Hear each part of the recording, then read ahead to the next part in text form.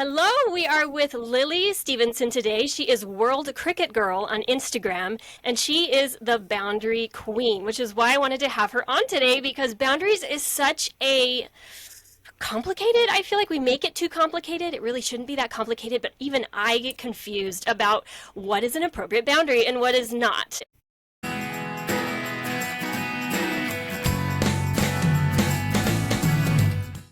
Lili created this amazing program for girls, young teens in particular, as a guide to help them learn boundaries through learning the game of cricket. Now, will you tell us what the game of cricket is? Because I'm sure all of our Australian listeners would know what cricket is, but here in the United States, it's not as common of a sport. So I did start your program. I loved what I've seen so far. I want to finish it.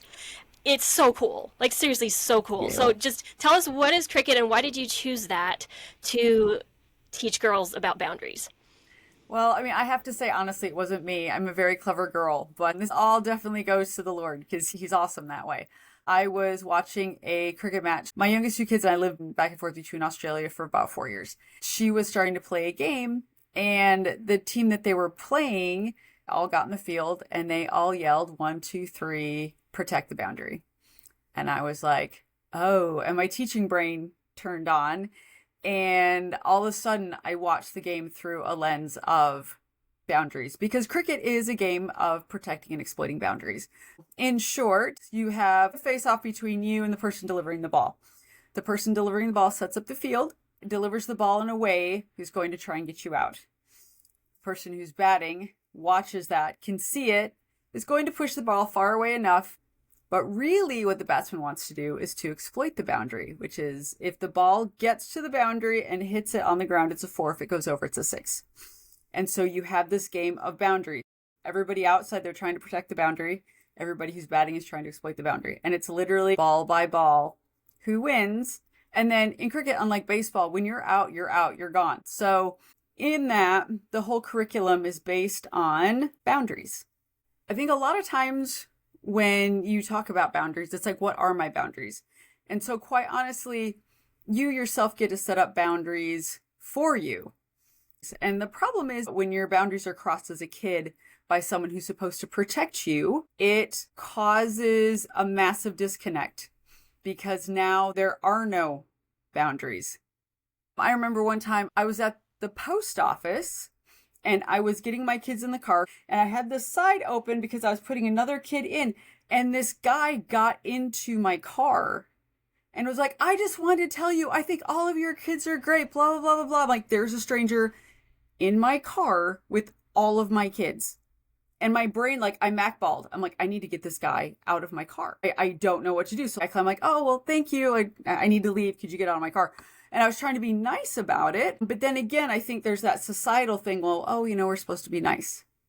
But at the end of the day, where is my boundary? One of the things that we do when we practice empowered cricket is we don't get into a line when we throw the ball. We pick a partner and then walk up. And as soon as the first person is like, I want you to stop.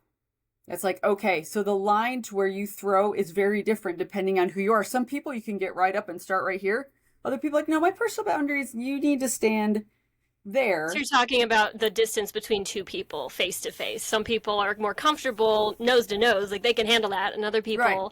they need Or 6 feet. Right. With a group, it is respecting those boundaries.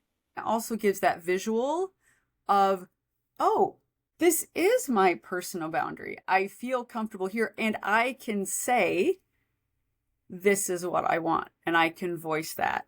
Because that's another thing with cricket. You have to call because there's two people running.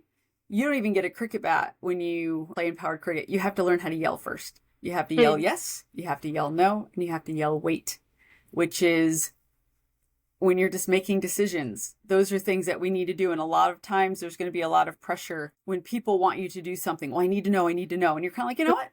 Wait, I will answer on my time. I'm a very quick decision maker.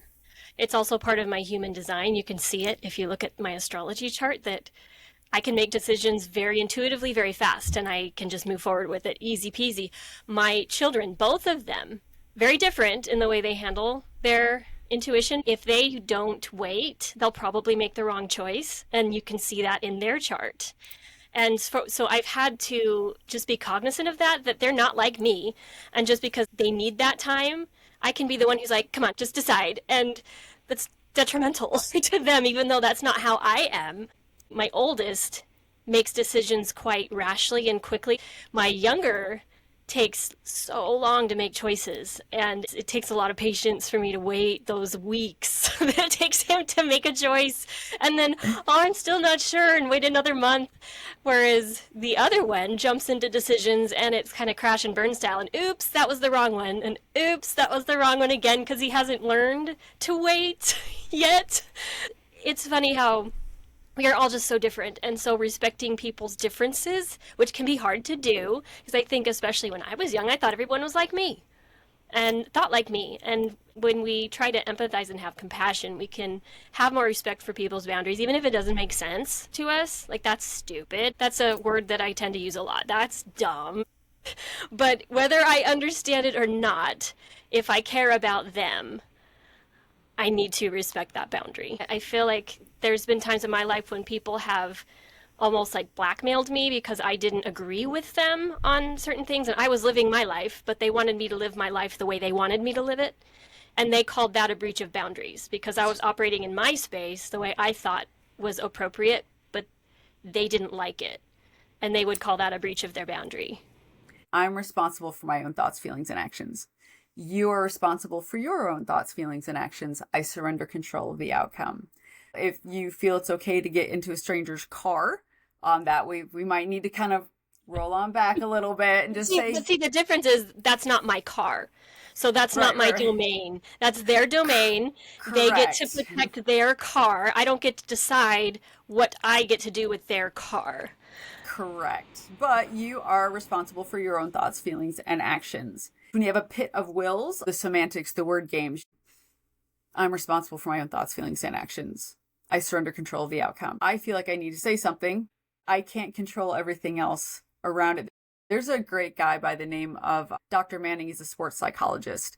One of my daughters took a class from him, and she said that one of the things that he loves to talk about is that self-control and self-discipline, which again is those boundaries, because when you have that self-mastery over yourself, then you let go of that need to try and control everyone else around you.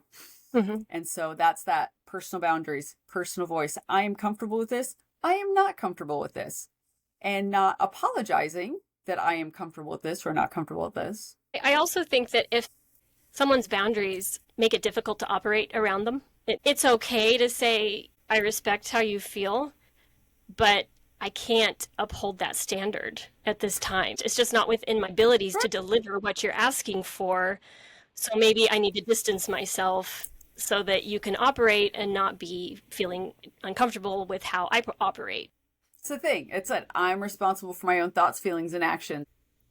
I think there's a lot of times we do our best to be kind. And what is that boundary of, wow, this is what you've set up for yourself. I'm not comfortable with that. Again, I'm responsible for my own thoughts, feelings, and actions. However, we're currently operating isn't working. Pause.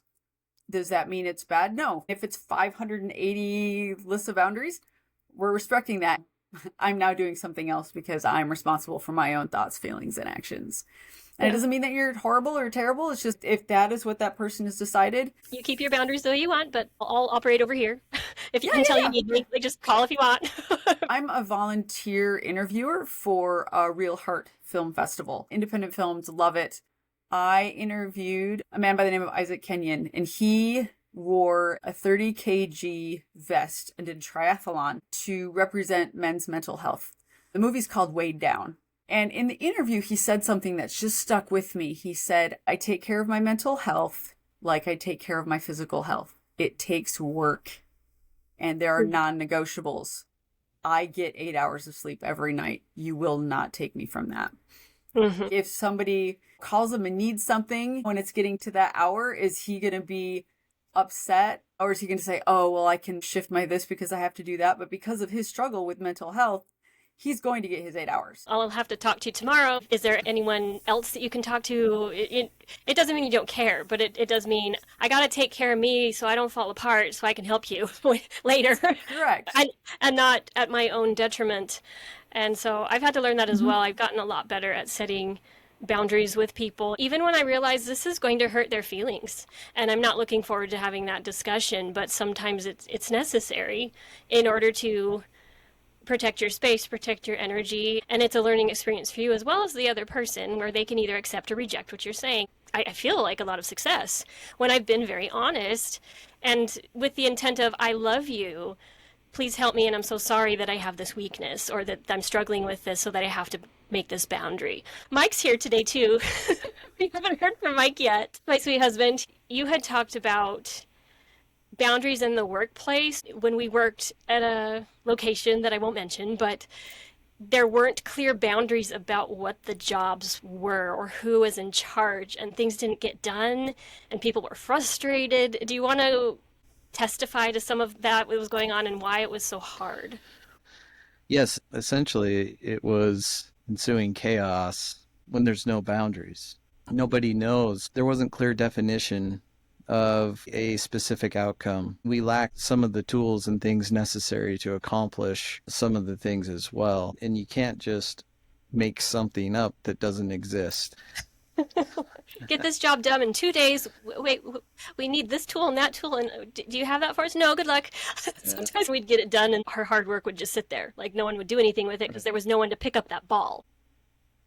Honestly, it made me think about our Savior, Jesus Christ. And if we're going to go to heaven, there's certain boundaries, and commandments are boundaries. They're boundaries that we just don't understand. The sin or the blind spot that's keeping us from connecting, first of all, with Jesus Christ, because he is the one that wants to connect with us. So what is it on our part that's preventing it? That's kind of the way I see it. But with his example of commandments, boundaries give us freedom to move within a safe space according to our agency and choice. If we obey those boundaries or those commandments, he wants to give us those blessings. You have to be willing to make those boundaries for yourself. Sure. It's universal law, but you don't have to obey it. And when you cross into those danger zones, there's consequences, no matter how much we don't want there to be. I was having a discussion with someone recently about the nature of transitioning from a male to a female.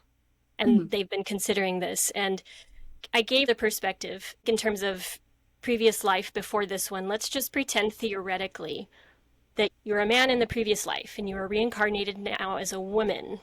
The universe wanted you to experience life as a woman to learn the things that a woman experiences on a planet. And if you mess with nature, there's always consequences for that. Period. And so if you go through with hormones and messing with your body that's functioning fine, it's going to cause suffering on some level. It's not that you're bad. Just consider what is natural. Breaking an arm, it's in an unnatural position now. Now we need to fix it, put it back into its natural position. That's a little different than taking something that maybe you feel broken inside, but your physical body is not broken.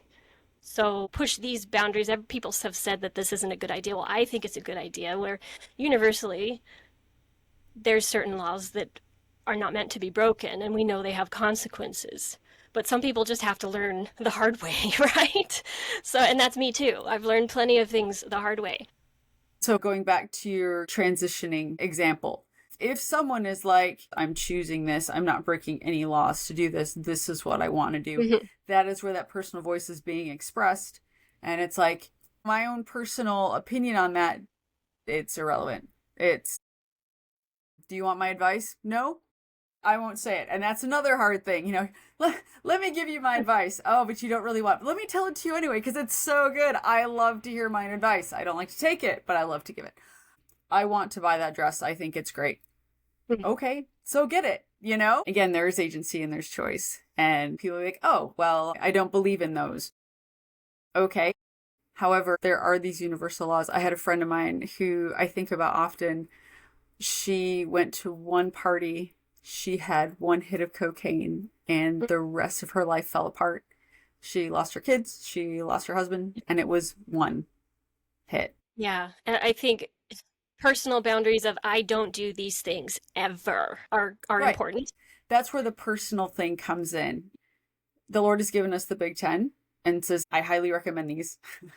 However, the Not choice everyone's is up going to to you. obey them, and you're going to have to Correct. interact with people who are not necessarily doing what you think they should, and you're going to have to operate and figure out where the boundaries are with all Yes. these different people who feel different ways. And sometimes they think that, oh, these are horrible. I hate these commandments. I think that they make people judgmental. And so, no, just free and will and everybody do whatever they want. It's not for me to say that, oh, you're not allowed to have those feelings. This analogy just popped into my mind as you're talking, but we can't pretend things don't exist when they do But we exist. can pretend, but it Well, doesn't make it not so.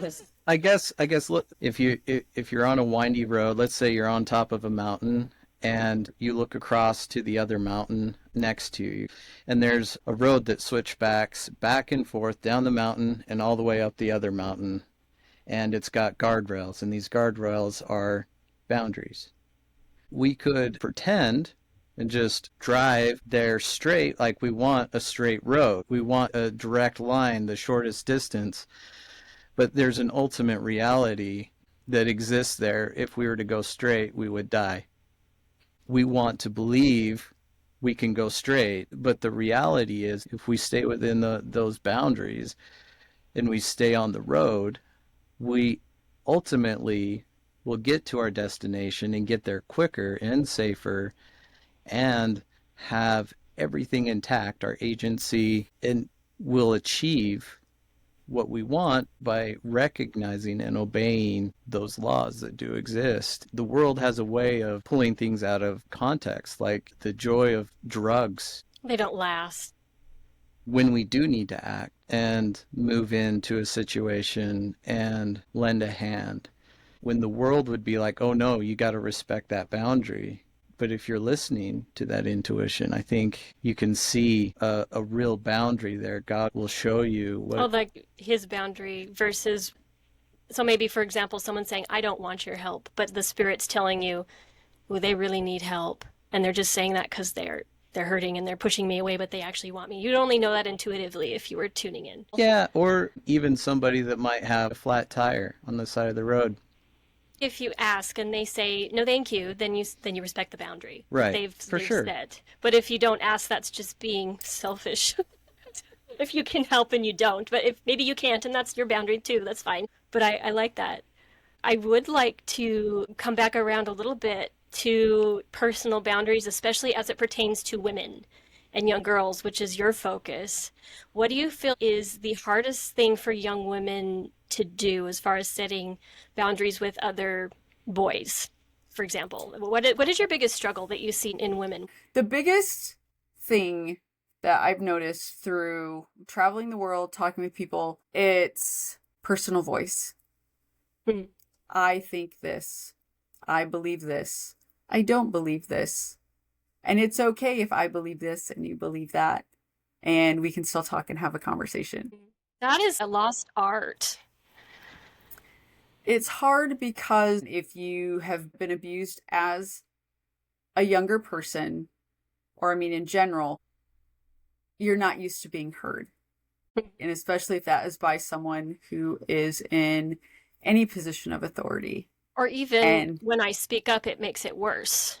Correct. So there's just this idea of it's best if I don't say anything. In cricket, you have to yell. Like, you have to yell. And when I was traveling, the girls didn't yell. The boys yelled. The girls didn't yell. Why not? Why did the girls not yelling? So I was walking through the park one day and I was getting from point A to point B, and there were two girls playing. There was no one else around. I mean, it was two moms, two kids, and green as far as the eye could see. And I heard they were having a good time. And all of a sudden I heard one of the moms yell, "Sophie, don't yell." And I'm like, who's she bothering? I'm like, what? Let the kid yell, you know? And I was in such shock. I didn't go over there and say, "Mom, what are you doing? Why are you yelling at your kid?" because again, that wasn't but I took that experience to heart, and I kind of used that as my litmus as I was going through and I was teaching and trying to get these kids to yell. I was like, oh my giddy aunt, how many times have these kids been told not to yell? Well, specifically girls. I think that boys, it's seen as more appropriate. And girls are supposed to be sweet and quiet and docile and not passionate or loud or angry like I was. I was gonna say I've definitely failed out on all regards. Yeah, well, and I think that's part of where the problem lies is we have these societal vision of what a girl should be like and what a boy should be like. And so that's part of where why does it matter if a girl yells? Why does it matter if a girl wants to wear a ball cap? I mean, like years ago, if you wanted to wear pants and a t-shirt, you would have been like, blasphemy. That's what boys do. Are you trying to be a boy? And now it's no big deal. But the way that society evolves over time, it's interesting, but that certain things are acceptable or not, why is that bad? It's not bad. Why are you making a big deal out of it? She wants to be loud, whatever. So I think part of the reason a lot of girls don't want to be girls anymore is because they're sick of being told that you have to be docile and quiet and just do what you're told. It's been going on for quite some time, and I think a lot of women are revolting in many different ways. Yeah, well, and that's where the personal voice comes in. And when we have that first lesson, when we talk about yelling, there's no bat. Like, there's no bat. It's your voice. That is what we're using first. I was teaching elementary school a few months ago, and there was a girl who didn't speak. She just didn't. By the third lesson, by that time she had a bat because she would whisper loud. I said, I'm going to take that. She hit the ball, her eyes lit up, and she yelled, yes, like that. And for her, I was like, we're going to take it. But then after that, she went in and she whispered and asked her teacher a question. Had not talked to her teacher the entire school year up to that point. She whispered a question. And for me, that is the biggest win, But the Empowered Cricket community is that it's already a safe space. We treat each other a certain way. We are going to be talking. We are going to yell. We have to yell and we have to yell. But know that you are safe. We respect your personal boundary physically. We can see where it is.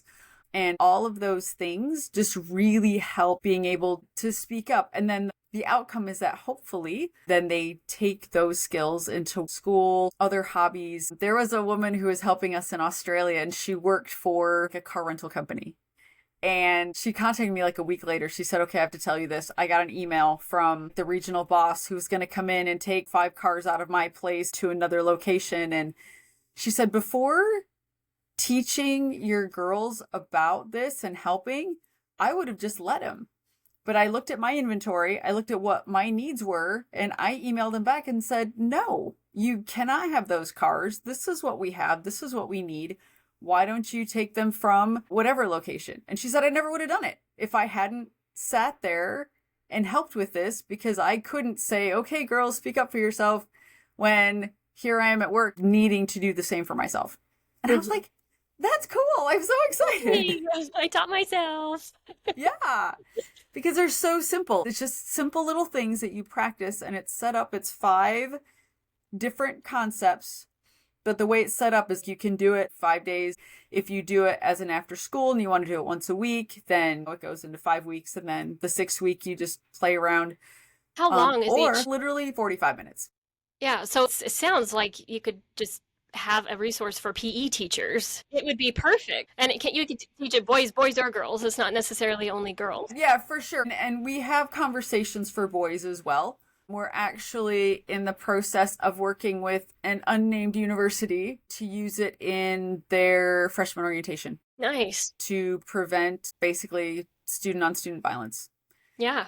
Because everybody has the lingo. Yes, no, wait. Everybody has the lessons and they know. And again, that's just like a 5-day thing. But in cricketing nations, it's set up that basically you revisit those topics all season. So even though it's 5 ideas, then you just practice it again and again and again.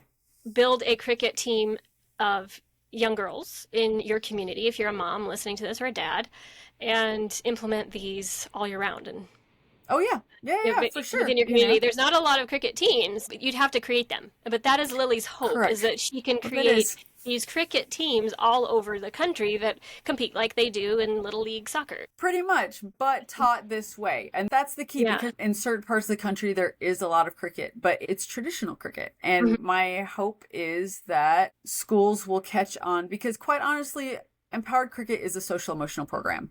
Cricket is the vehicle that we are using these really important skills. Yes, no, wait. Fundamental to decision making. And I loved how you said earlier on how you are a quick, intuitive decision maker. That's awesome. You learn how to do that in the Empowered Cricket because when the bowler delivers the ball, you've got, depending on how fast it comes at you, 2.5 seconds to make a decision how you're going to hit it. Because cricket's 360-degree field, you can hit it anywhere. And so you can see where that person wants you to hit. You can look for the gaps. There are so many ways to hit a cricket ball. And you're like, all right, this is my decision. Once it's hit, and then you have to make the call. Is it far away enough that we can get across safely? Yes, no, or wait, and then yes or no. So it's decision-making practice all the time. Sometimes you're going to get it wrong. Is there kind of a leader who makes that call, the one hitting the ball? If you're hitting the ball, well, the thing is, though, if you can hit it and you can see it, if it goes behind you, your partner makes the call because they can see it. They can let you know whether, yep, it's far enough we can go, or no, don't, because it's only 2 feet behind you. And then there's trust. I mean, there's all sorts of stuff. Like the curriculum is great. It's on Moodle. So if you contact me on Instagram, I'm World Cricket Girl on Instagram. I have to actually manually add you to the class. Reach out to Lily if you're interested in that class. I loved what you said about the voice and elevating your voice. It made me think I've started reading this book called Think and Grow Rich. Oh, nice. Have you ever read that book? Mike and I are reading it together. And there's a story in here about this. I might just read it. Do you mind? No, go ahead. Okay. I love it. So there was Mr. Darby, and he was a child watching this happen. He said, one afternoon, Mr. Darby was helping his uncle grind wheat in an old-fashioned mill. The uncle operated a large farm in which a number of colored sharecrop farmers lived. So this was long ago when there was slavery. Quietly, the door was opened, and a small colored child, the daughter of a tenant, walked in and took her place near the door. The uncle looked up, saw the child, and barked at her roughly, "What do you want?" Meekly, the child replied, "My mama says send her 50 cents. "I will not do it," the uncle retorted. "Now you run on home." "Yes, sir," the child replied, but she did not move. So here's the wait. She's just like, The uncle went ahead with his work so busily engaged that he did not pay attention to the child to observe that she did not leave. When he looked up and saw her still standing there, he yelled at her, "I told you to go home. Now go or I'll take a switch to you." The little girl said, "Yes, sir," but she did not budge an inch. The uncle dropped a sack of grain he was about to pour into the mill hopper, picked up a barrel stave, and started towards the child with an expression on his face that indicated trouble. Darby held his breath, so he's a child watching this happen. He was certain he was about to witness a murder. He knew his uncle had a fierce temper. He knew that the colored children were not supposed to defy white people in that part of the country. When the uncle reached the spot where the child was standing, she quickly stepped forward one step, looked into his eyes, and screamed at the top of her shrill voice, "My mama's got to have that 50 cents. The uncle stopped, looked at her for a minute, then slowly laid the barrel stave on the floor, put his hand in his pocket, took out $50 and gave it to her. The child took the money and slowly backed toward the door, never taking her eyes off the man who she had just conquered. After she had gone, the uncle sat down on a box and looked out the window into space for more than 10 minutes. He was just pondering with awe over the whipping he had just taken. Mr. Darby was doing the same thinking, and he was just witnessing this and going, how did a small girl with no rights legally pull that off? You know, she took the wind out of his uncle. She got the 50 cents she wanted, and he was about to possibly kill her.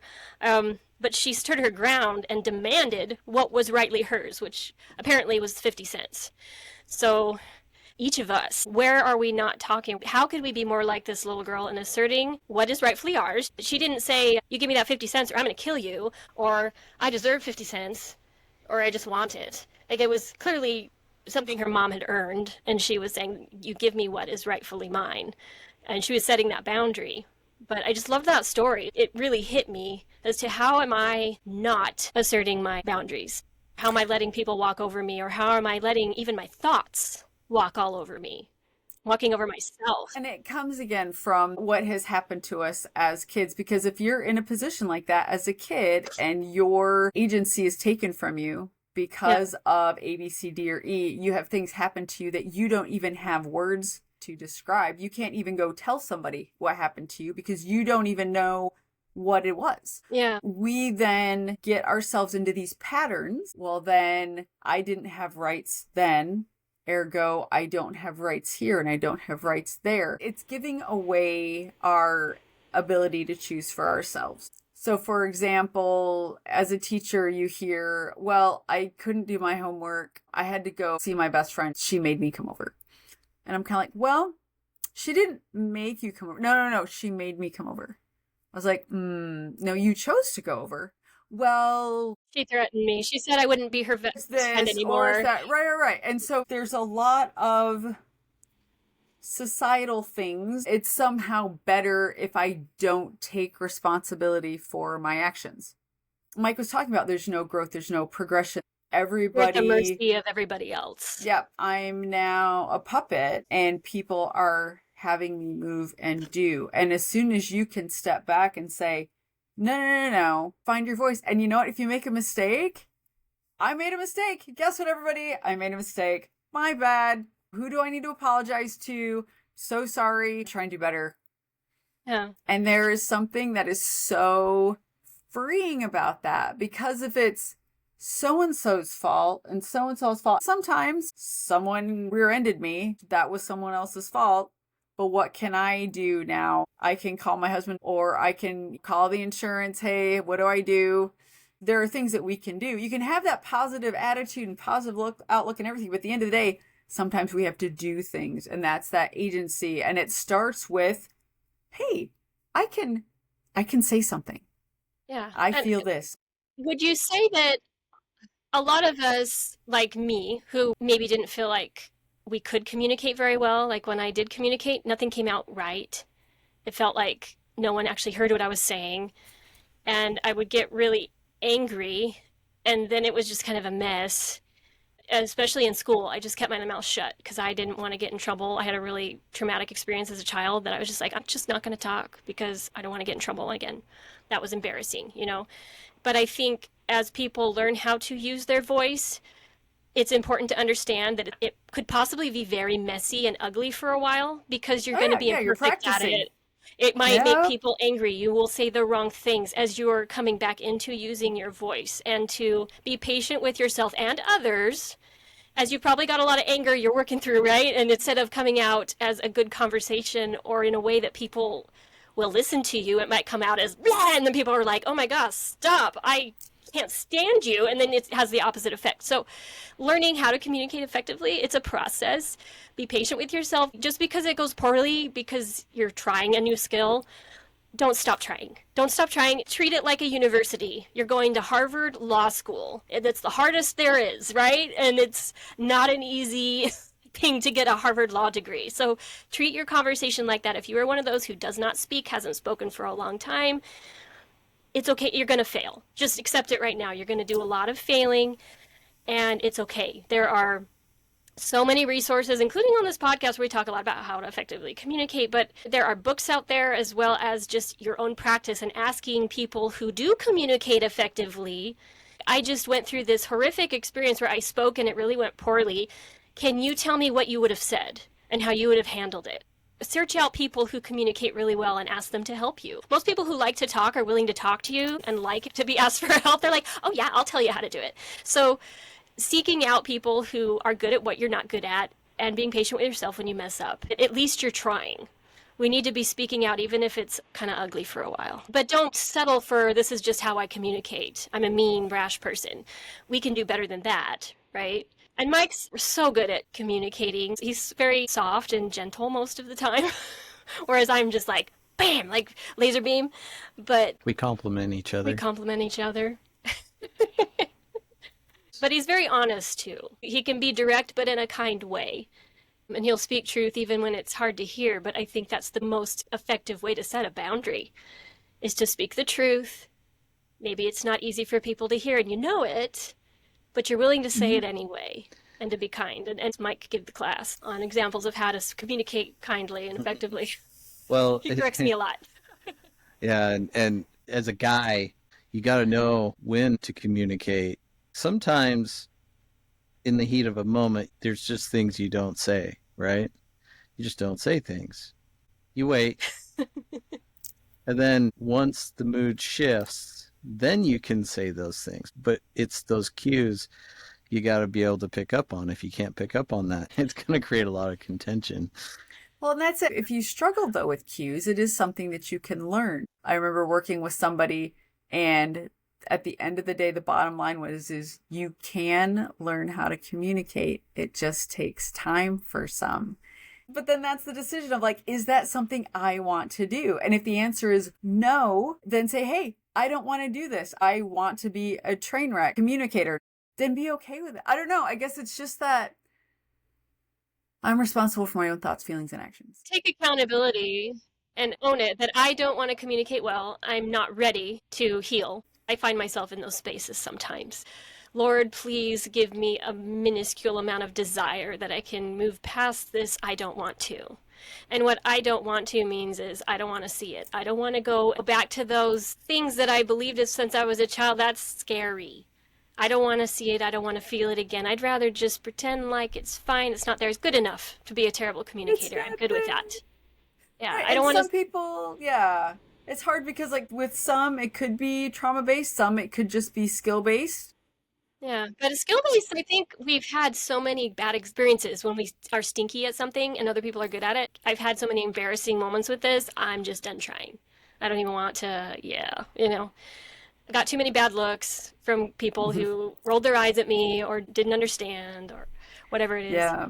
But at the end of the day, when we learn, I can't tell you how many times it's like, oh, that's not going to work. And I'm like, okay, well, what about this? What about that? What about that? What about that? It's like people want me to go away. And I'm like, have we thought about this? And sometimes the answer is no, because whoever it is that I'm working with, they're not interested, and they're not interested in the 25 ways that I've come up with to say, but this could work. That's what I do too. It annoys people so bad. I thought of this. We could do it this way. Are you sure? And they're like, really? I'm saying no. Sometimes that's the boundary issue with me is, oh, I'm not respecting that boundary. Shoot. Because I didn't get the message. No, you're not interested. Oh, okay. We give ourselves some grace and we just say, all right, well, that didn't go well, or that went all right. And what can I do better? And we go forward. But being able to speak up, being able to know what your boundaries are, and then being able to say, yes, no, wait, let me think about that.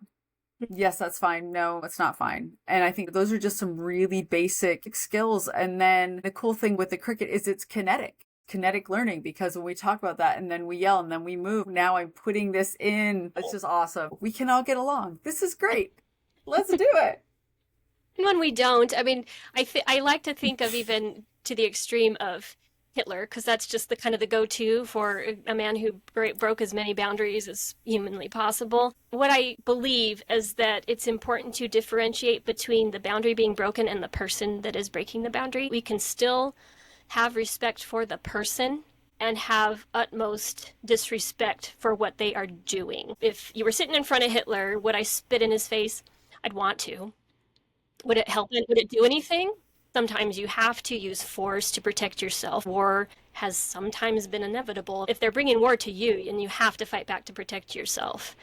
But I don't know, it's just a thought. There are two schools of thought when it comes to trauma healing. There's one school of thought that says you don't have to forgive.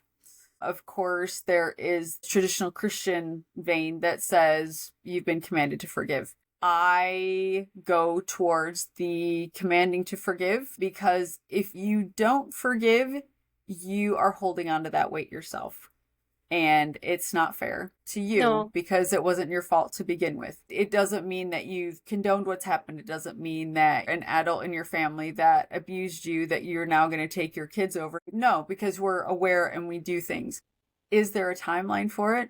No. In fact, one of my really good friends whom I loved, what she has done is she says, I'm not working on forgiving person X. I'm working on becoming a better person. And as I become a better person, then that will come naturally. It'll just fall away. Right. As opposed to hyper-focusing on said person. Yeah. Everyone has to kind of get there their own way sometimes. It's not a instantaneous boops in some cases, although I've learned to do it pretty quickly because I'm just not willing to carry it. I'm like, heck no, like they hurt me. Why would I let them hurt me the next 10 years of my life while I'm waiting to forgive them? No, it's happening. I'm giving myself 3 months. Like Yeah, literally, I and told God, just you are going to help me forgive this person in 3 months, and by golly, we're doing it because I do not want to carry this with me any longer. Or they win. They win. Their karma becomes my karma. I'm connected to them. No, thank you.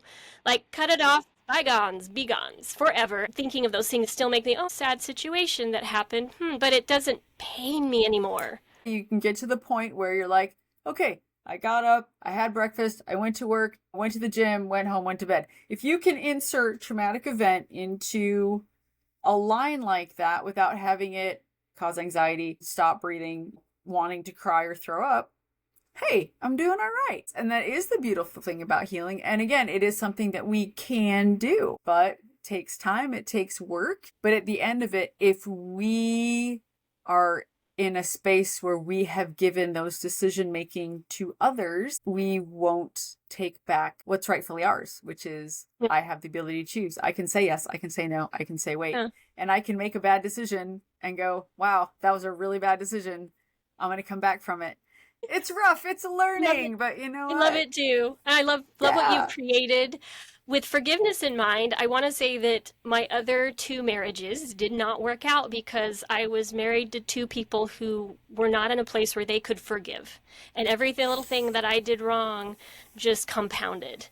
And I can't blame them. They were where they were at. But being married to Mike, again, is Yay, night and Mike! day different because this man, I mean, I'm pretty good at forgiving. I can forgive pretty quickly. Mike can probably forgive faster than I can. He's incredible at it. In marriage, if you've got that going for you, and that's not to say you should tolerate astronomically bad behavior. You need to set boundaries. And say, no, I'm not willing to put up with this, or I'm leaving, or I'm going to go to a hotel tonight, or I'm going to have to make changes, whatever those are, but not to put undue pressure on the partner. You're going to do what I want. You do your own laundry, or I'm gonna, like, come on. Like, No. You just put their laundry in a bag and leave it there if you're really not willing to do it until they have to clean their own laundry. But that could be one way to do it. And not to be mean. It's just like, I just don't have time. I'm sorry. I need your help. This is how it is. But Mike, I'm grateful for you. That's all I got to say. Oh, I love that. Thank you. Well, I'm grateful for her too. Every woman and man deserves a spouse who they can feel safe around. Again, there's that safe in a There is boundary of their safe. marriage where they feel like they can be imperfect as they're striving to perfect themselves and trying. But messing up, we're going to mess up. We're going to say things that hurt each Yes. other's feelings. In my case, I'm going to yell sometimes or say things that I really shouldn't have said.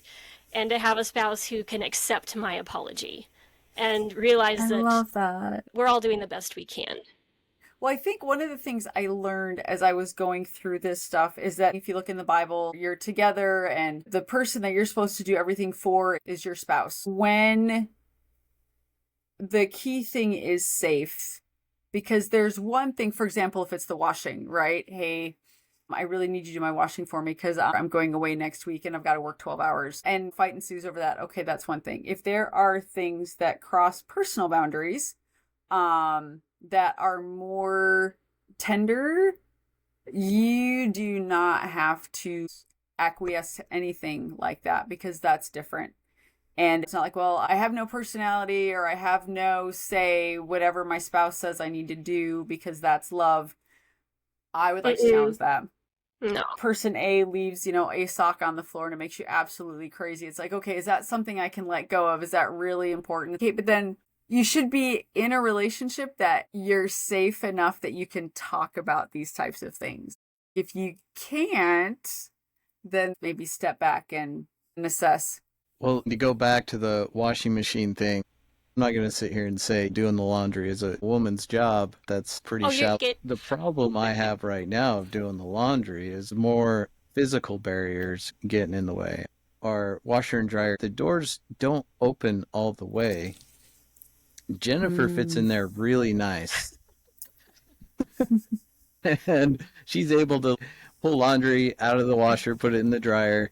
And for me, I'm like a bull in a china shop in there. And I almost have to put a hole in the wall to create some space to somehow make that maneuver happen. And we're not saying Mike is fat. He's just bigger than I am. Well, and his back's not great either. But our agreement was we both had a boundary. Yeah. Mike wanted to use Tide, and I was not comfortable with Tide.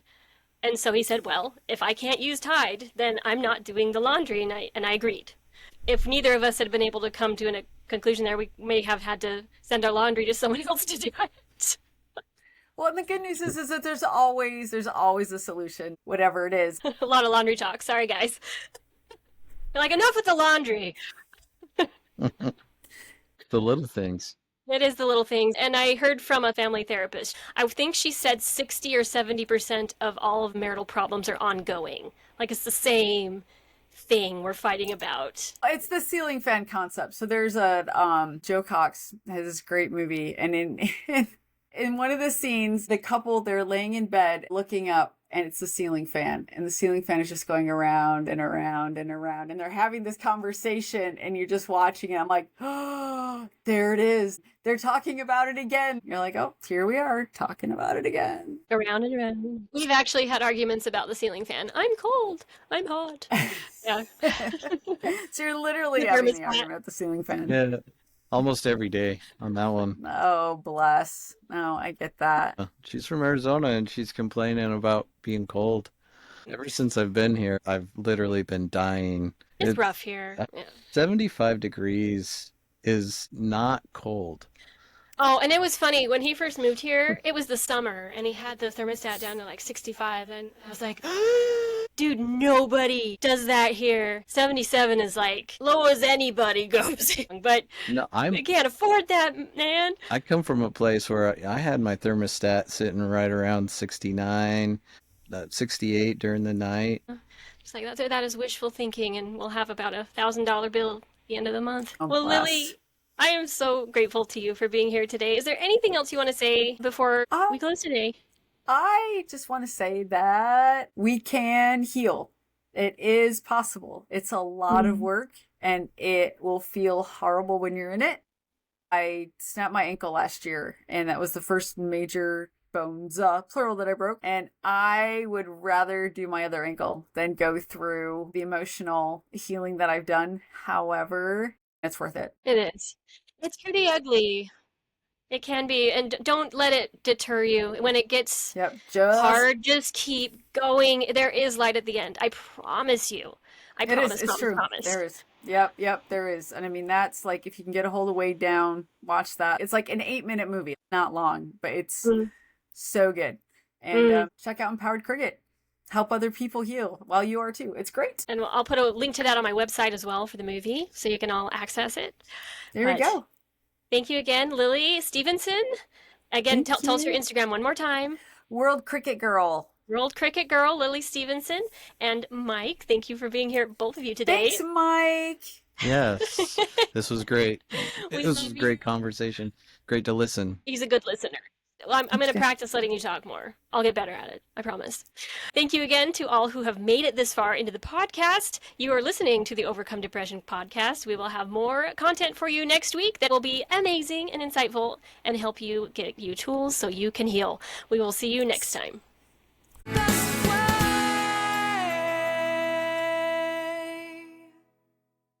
If you are new to this podcast, please go watch all of the hashtag introduction videos first, and then consider downloading the Overcome Depression workbook. Links in the description.